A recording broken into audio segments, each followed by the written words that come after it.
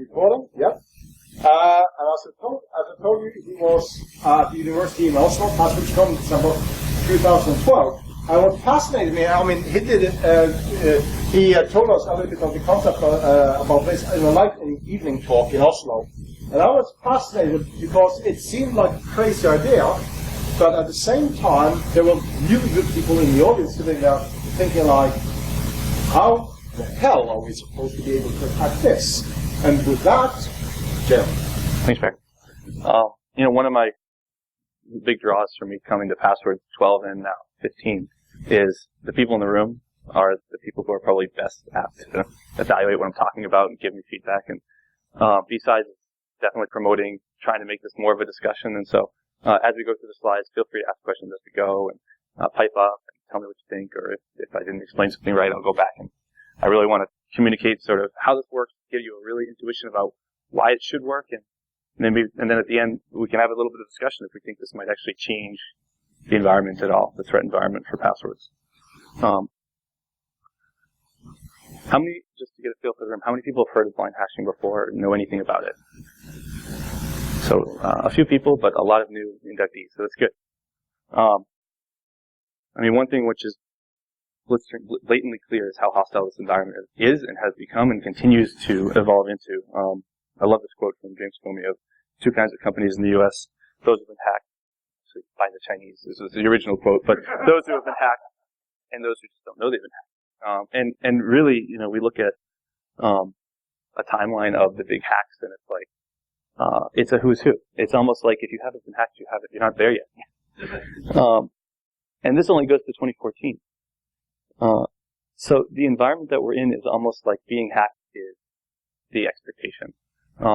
And so the assumptions around how to protect the password file and what happens when that file leaks and what should users do about it and what do we try to push users into doing to deal with that reality has really sort of taken over the conversation around passwords.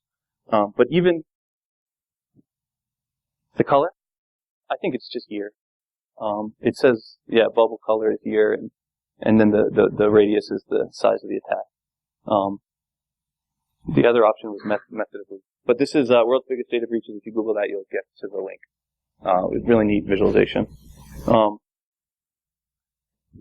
I think that, despite how rampant password theft is, I still have this, I'm still incredibly infatuated with passwords. I think that as a way to authenticate, as a way to encrypt, as a way to secure, in the environment that we're in, where pretty much all of our data is being sucked up by third parties and commercialized and used against us in many different ways, passwords are the one thing that you can keep in your head, you can share it with the breath. They really have these unique advantages. And if we can make passwords secure, there's all these really amazing benefits to society, I think, that can come out of having the ability to have a secure password that can't be cracked, particularly for authentication and encryption. And so this is why I've spent the last few years trying to work on this idea of how can we really change the model of securing a password. The cost to companies at this point has become tremendous. If you're a CISO, your job is on the line when that breach occurs, or even the CEO at this point. We've seen fire, like in the Target breach. The actual fall when breaches happen, they have a really material impact on companies, and the people that I've talked to over the last couple of years, they are very afraid of breaches. And that fear is driving investment, and that fear is driving like a willingness to try new things. And so there's definitely an opportunity out there, if there are new technologies, new approaches, to bring those to market. I think there's definitely a recognition that the industry best practices don't really protect users in the way that we want them to. If you look at attack vectors, we oftentimes separate out into online and offline. There's sort of a thing in the middle here with, interception, because of course the first thing we do with passwords is we send them in clear text from our browser to the server and hopefully through a protected channel. And so we're relying entirely on TLS, but there's so much that relies on that TLS that you can sort of take that out of the discussion for a minute, because if TLS falls, it's not just your password that you're worried about, it's really the world's on fire. So if you take out the interception, we have online attacks and offline attacks. And there's a paper that Microsoft Research put out, and I think Carmen talked about it earlier yesterday, about there's a huge dichotomy here between the type of attack that can happen online and the type of attack that can happen offline, and that they call that the online-offline chasm. And there's a little bit of an eye chart, but if we're looking at on the y-axis the risk of a password being guessed, and the blue line is an online attack and the orange line is an offline attack. On the x-axis, it's log 10 guessability of the password, right? And that's also a big topic. And so the whole driving force is we push users to move their password to the right on that curve. But what are we actually achieving when we do that? So in an online attack, if you've taken even basic precautions, and we've seen very noteworthy news, where, like for example, Apple had an API that wasn't rate limited, and people were able to exploit that to great effect. But if you can do some basic things on the server that are under your control, you can limit the online attack, the ability for an attacker to try to guess a password through your actual login interface, right? To a fairly small number of attempts. But in the offline sense, once that hash is out of your control, or if it's password-based encryption, once that ciphertext is in the wild, there's nothing stopping somebody except for their time and money and the ability to run that hash function to try to crack that file. And so there's, reasonable people can disagree about how far apart those curves are, but you're looking at 6, 8, 10, maybe 12 orders of magnitude in the guessability, complexity requirements of a password to survive an offline attack versus an online attack. And so what really comes out of this is anytime the password database is lost, regardless of what kind of hashing is used, you just assume that all the passwords have been stolen. And this puts companies in a terrible position because fundamentally the perimeter is permeable. You cannot build a perfect perimeter that you can beat some of the people some of the time. You can't beat all the attackers all of the time. 0 days happen. Exploits happen. And so the question is, how can we make it more resilient? How can we widen the attack window, add a better opportunity to defend when those windows open up? So, the limit of iterative hashing, and iterative hashing could be, PBKDF2, scrypt, bcrypt, or even, whatever that hashing is doing, whether it's, ultimately we're trying to take the CPU and the I/O and the compute resources at your disposal and use them to the maximum capability so that ideally the attacker has to work approximately as hard as you worked to run the same hash. An ideal hashing function doesn't give the attacker an advantage by switching, for example, over to an ASIC or an FPGA or a GPU. They can't move to a different architecture and beat you out on a dollars per hash or a joules per hash basis, right? So, assuming we have this ideal hash, ultimately, what's the real limiting factor? Well, how long is the user going to wait to get that login to happen? We have this hard limit, and Google might measure it in milliseconds, where between hitting enter on the login form and when you need to get that response back and start loading the next page.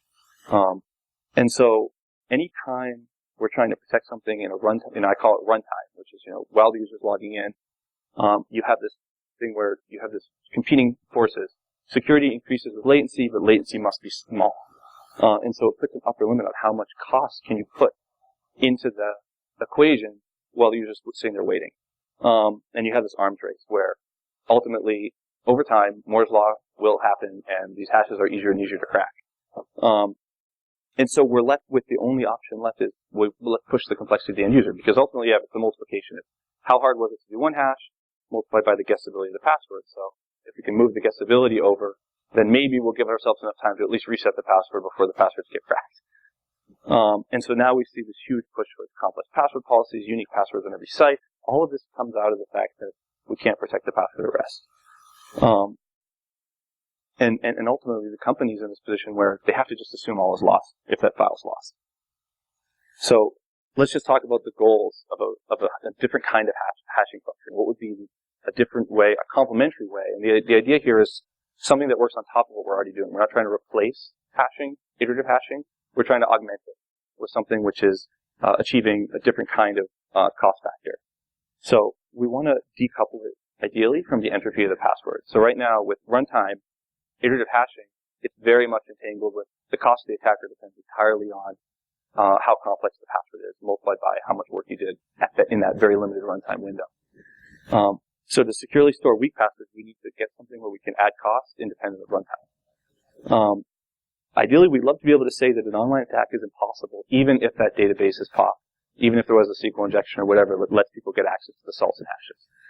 And not like just impossible if your password's 22 characters, but I know that no passwords are going to be cracked, even though this breach happened. We'd like to be able to prevent somebody from saying, well, I'm not going to steal your whole database, I just want this 64 bytes right here, and then I'm going to go attack, Donald Trump and steal his money or whatever, right? Because I just have to crack his password, which is probably pretty simple. Or whatever, right? So, you don't want them to be able to go in and bypass the cost that, you're putting all this cost into every user's hash every time they log in, and yet they can go to the weakest link and empty that person's account. One absolute requirement is you can't, there was a trend a few years ago where people sort of equated password hashing with crypto, and they said, oh, don't roll your own crypto, well, don't roll your own password authentication, leave it to the experts, hand it over to Facebook or Google. And we've seen a big pushback against that, and I think very rightly so, because when you hand over essentially the keys to your castle, you're handing over some very, very valuable user data. You're sort of subjecting the user to a privacy breach, but you're also handing over you never want to be in a position where you say, oh, is this user authenticated? And some third party said, yes, they are. You're like, well, how prove it? You don't want to trust somebody else to say, this person should be let in. Was that the administrator? Oh yeah, it was the administrator. Let them in. No, that's not okay. So if you're going to use a third party, it has to be, in a sense, an untrusted third party to the degree that they can't make an invalid login look it out. Obviously, this has to be simple. And, we've had years of work just to get people to do hashing and salting, and it's still an ongoing uphill battle.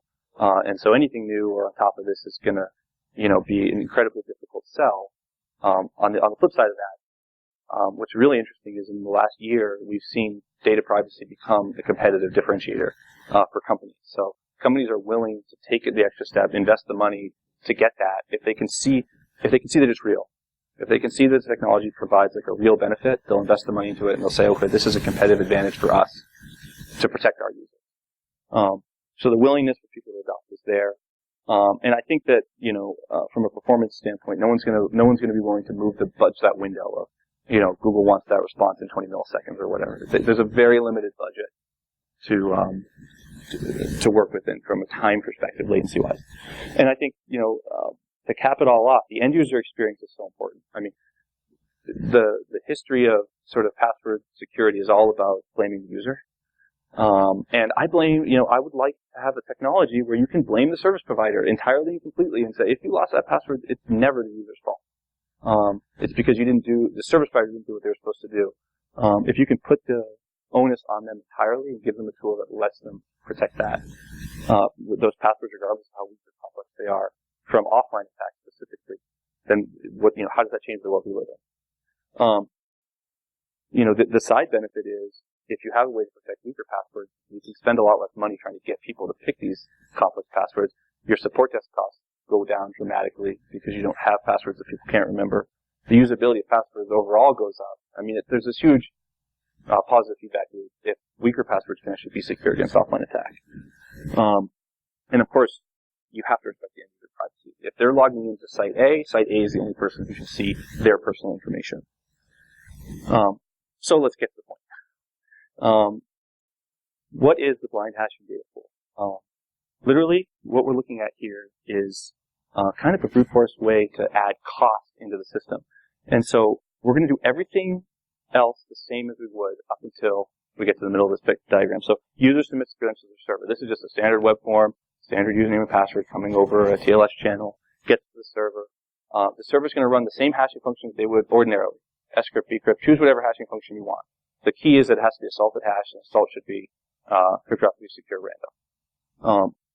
Once you produce that hash, and I'll show a protocol diagram in a minute, which really steps through it, but once you produce that hash, you're going to send it to what I call the blind hashing data pool.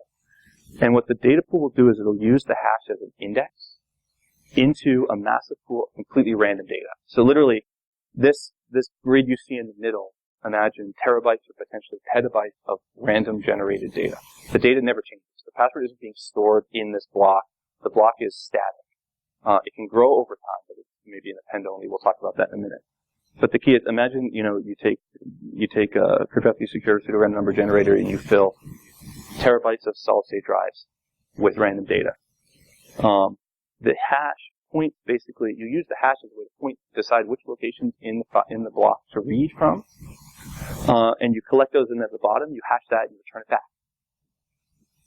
And the server can use that response. So it's 60, you can imagine, say, for example, 64 bytes in, 64 bytes out. That's what's actually happening at 30,000 feet. That response can be used as a second salt to do another round of hashing, and then you save the value. So to look at pseudocode, username and password, the site has a users table which has a salt 1 and a hash 2. Okay, and these values are not, you can't get from point A to point B like you normally would if it was a salt and a hash. When you do the first hashing function, you get an H1, you send that over in a function I'm calling getSalt to the data pool. The data pool uses it as a way to decide which locations in the file to read from, collects it at the bottom, hashes that, and sends it back to you. There's an ID, if you can see it, which would uniquely identify either the site, the app, or the user, depending on the use case. And what that lets you do is, that's just a token, another 64-byte random. That lets you do things like say, well, for this ID, I'm going to have a private key. That's the KID on the right side. Point. For this ID, I'm going to have a private key that basically keys the data pool for that site. So even though I only have one set of solid-state drives with terabytes of data in it, when a certain site is using it to do a blind hash, that data looks unique to them. If we throw away that key, that process can never be completed again, because that data is you can no longer get the salt 2 from the hash 1 if we throw away that key. So this gives you a means for revocability. I'll talk about that in a second if I have time. So one of the key aspects here is, what does this actually mean to an attacker? So if we have this array of data and we get a lot of sites to come together and contribute to maintaining a very large array of data, we want to make sure that the attacker has to steal virtually all of it in order to crack even a single password, right? If they can steal a little bit of the data and crack a little bit of the passwords, we're right back to where we started, which is, I can do targeted attacks. But it turns out if you do these, every iteration that you use the hash to generate an index to look into the data pool, every time you iterate it, and you're going to be looking at a uniformly distributed random location in the data pool. And so each one of those lookups is going to, if there's data missing that the hacker wasn't able to steal, the likelihood that you're going to point to a location that they don't have increases. And so you can imagine if they have 50% of the data pool, and you make one lookup, well, there's a 50-50 chance, right, that they're going to have the data. If you make two lookups, well, now you have to flip the coin twice, and now it's a 25% chance. So it's an exponentially decreasing attack rate advantage, is the way to technically describe it. And you just by sort of eyeballing it, you can say, well, somewhere in the range of 32 or 64 lookups, we get into this location where the attacker now has to steal virtually all of the data pool before they can crack even 1 in a million or 1 in 100 million passwords, because they won't have the data to even complete the function. And so now we've changed the cost factor, right? So now we live in a world where I can invest an arbitrary amount of money, right? I can take $10 million, I can take $100 million, and build a data pool that the attacker has to own all of, virtually all of, in order to crack a single password, even if the password's password. And that is a very different environment, because now if we can get sites to band together and build this thing, there's a huge network effect, right? Instead of every site spending $1,000 trying to protect their password, a million sites can spend, we can collectively spend some number of millions of dollars, build this service, and I think make offline attack is, basically a history. There's a couple details to add additional functionality. So one of the things is, who would ever adopt this service if it meant that if the service went away that they wouldn't be able to authenticate their users? That's the first objection I would hear going into a company. I can't risk adopting this because I don't know you're going to be around forever. And I don't want to reset all my users' passwords because the data pool gets corrupted. So you can basically escrow your hash one. Keep a copy of your H1 encrypted with a public key that's online. It's important. We heard about RSA padding a couple talks in Greg's talk, but it's important that it's not a deterministic encryption, right? You don't want it to just essentially be key stretching. So you do like an RSA random padded RSA, and you can keep the hash one around. You keep the public key offline, like on a piece of paper in a vault somewhere. And if you ever need to get your H1s back, you bring that private key online. You can recover your H1. And so this enables both the ability to peel back the blind hash, which gives you sort of, lock-in protection, because who wants to get locked into the service? But also, it's the ability, once you can recover H1, you can now upgrade your hash and reapply it. And so you can build a system between the public key that the site stores online and the private key the data pool keeps. You can build this lockstep system where if either side gets breached, you can recover from the breach, recycle the key, and it's like it never happened. So you can actually get back, you can rewind the clock, you can get back to a state where without even resetting your user's passwords, that the passwords are safe again. Some of the interesting questions that come up is, for example, this data pool, which we built a 16 terabyte data pool that's actually running, and you can use the API and actually run this hashing function. We've got a bunch of sites that are running it live in production today. But obviously, a certain size is not going to be good for forever. And, every 3 to 5 years you're going to be doubling or maybe quadrupling the size of the data pool. So you need a way to grow it over time. There's a couple different, 2 different ways that sort of come off the top of your head. One is you could just add to the end of it, generate new random data, stick it on the end, and then you just need to know when the hash was calculated, how big was the data pool then, and then how big is it now. And you can easily get back to the hash that you wanted. The other idea is maybe regenerating the pool and having like generations of blocks, but that would require people to skip ahead, so that it requires more interaction with the site, or else they might conceivably be left behind with hashes that are pointing to a data pool that doesn't exist anymore. And one last thing I want to talk about is, we've heard a lot about using passwords for encryption, and there was a great talk last year Jeff gave about. He talked about the Cablegate, the WikiLeaks Cablegate. It was an awesome story. In 5 seconds, basically, the idea was they put the ciphertext on BitTorrent in like 2010 or something, and in 2011 the book came out that had the password for it. And there was this big effort to sanitize the cables and not leak sensitive information, but in the end it was useless because once the password leaked, people who had the ciphertext, they were able to decrypt it. And so there's this notion that once the ciphertext is out there, it's gone forever, and that password is now at risk, right? And the other interesting thing is, I've covered them up in case people want to guess, because it's kind of a fun game. So GNU-PG, if you're using password-based encryption, you're using GNU-PG with the defaults of the command line. What do you think the KDF is? How many rounds and what hashing function? Does anybody know? Jeff knows. I don't know, but if you want people to guess. If you want to guess, how many rounds let's say it's PBKDF2, how many rounds of iterations of, so GNU-PG by default is 2 to the 16th iterations of SHA-1. Okay, so this is like, Steve's raising hands, and maybe they've changed this since I Googled it.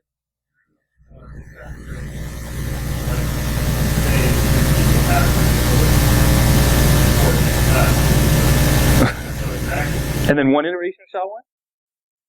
Oh, okay. So it's, this is like easy to crack type of realm, right? Let's just do a couple more really quick, because so SSH keygen, right? SSH keygen. This is the keys to your kingdom. Gets you into the server, right? Up until 2013, end of 2013, what was the KDF? 1 round MD5. We have a winner.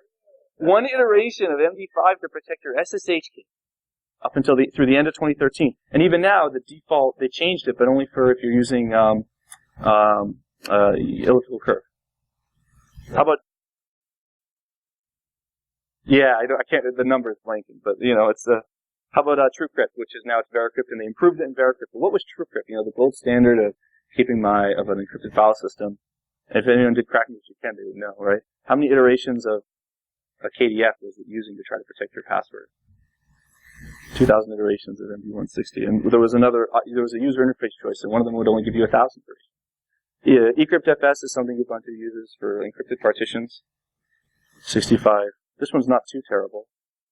2 to the 16 of at least with SHA-512. So, the moral of the story is, when you encrypt with even the best practice tool, you have to be extremely careful of, what's happening with my password to turn it into a key? And how crackable is this? How much entropy do I need in the password? And obviously, once the ciphertext is out there, like we heard from Greg, it has everything you need to crack it. So you can use blind hashing as a KDF. If you run your KDF, if you add a blind hashing step into the process of deriving the key, you've now turned it into an online process. So now decryption of, say, my hard drive although it will require an internet connection, is revocable. I can go to the blind hashing service and say, destroy the private key that corresponds to that app ID. Or I can say, when you try to decrypt my password, when you try to complete the KDS step to generate my key to decrypt my laptop, send me a text message and give me a two-factor authentication. So you can start doing all these really interesting things with encryption that's still fully within the control of the end user.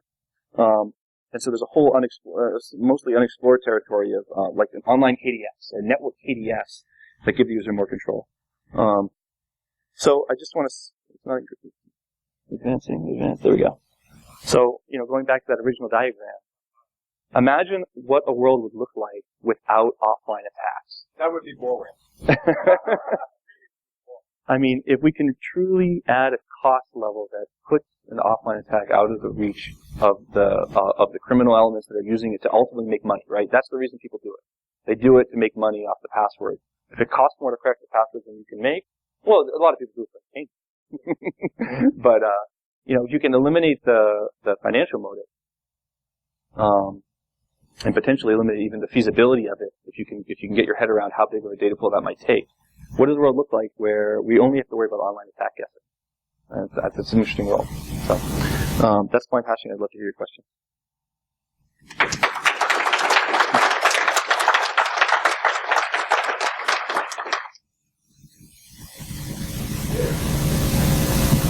Where do you store this 16 terabyte of data, and how do you plan to access it, and how do you scale it? It's a great question.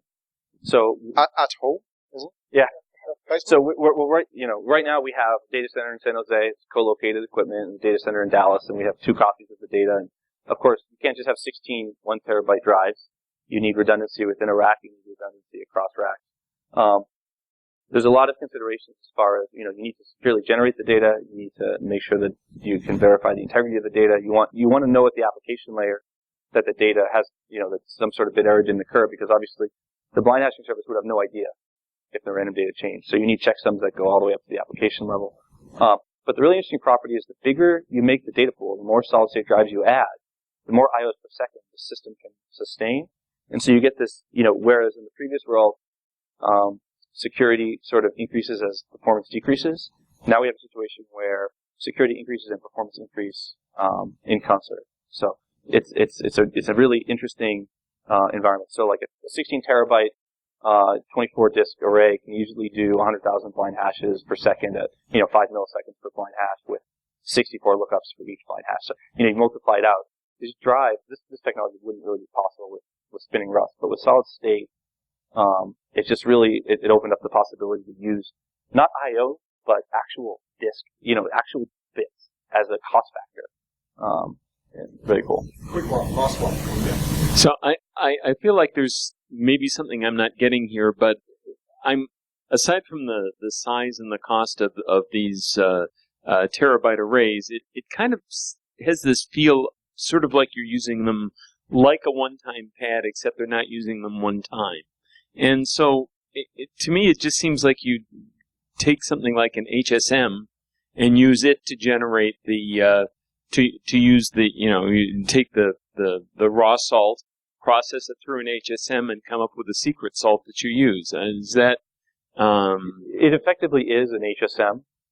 It acts the same, and the question is, what's your trust level in that hardware, and what's your confidence that it can't be stolen? So I think that using data adds a dimension of, like for example, RSA, Secure ID, was an and they lost the key, and all those devices were effectively compromised. And so, there's something about having a heft of petabytes of data, I think, that changed the equation of, this isn't going to be attacked over the network. If it takes, for example, 64 bytes in, 64 bytes out to do one blind hash, you can look at the network and you can say, well, if I want to support 10,000 blind hashes a second, it only works out to X number of bytes per second that I would ever expect to see over the line. If I divide that by the size of the data pool, you say, oh well, at full line rate, it's going to take them 800 days to download this file of the network. It just changes the attack window. So if there's a vulnerability in HSM, somebody can come in, steal the key, and go, right? If there's a vulnerability, and there will be, to the data pool, they can maybe start siphoning it out, but the simple heft of the data, will give you time to react. And if they can't get all the data, they've achieved nothing. Thanks very much, guys. Cormac, is that you? Cormac, Jeremy really wants to talk to you. I was quoting your slide. I don't know if you saw it, but I stole some of your graphics.